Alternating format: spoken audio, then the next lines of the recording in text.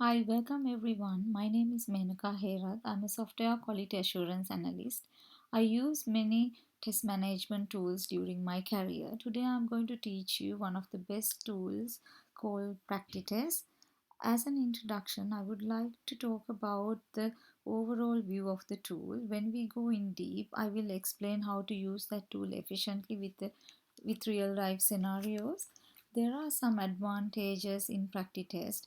For example, it is cloud based and you don't need to install it into your computer, and also it helps to organize and process data, support manual and automate QA, easily integrate with other tools, for example like Jira, and also you can view your test results in different ways, different charts, and you can analyze it, and you can change the data, and also you can easily create the bug reports and change the bug reports the way you want, and also you can send it to your clients or send it to your management.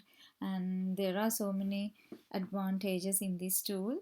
um, you can have free trial, you don't need to go for the paid one first.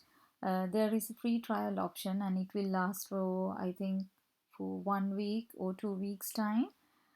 Just try the free trial first. Go to practitest.com and you will see this free trial option here. So once you click it, you need to sign up. You don't need to input your company name or company email. You can use your personal data instead of company detail and do the registration. I already done the registration, so therefore I'm going to go for login option and enter your email and password, and you can enter to the practice test. Thank you everyone. So next session I'm going to introduce the practice test modules. Bye.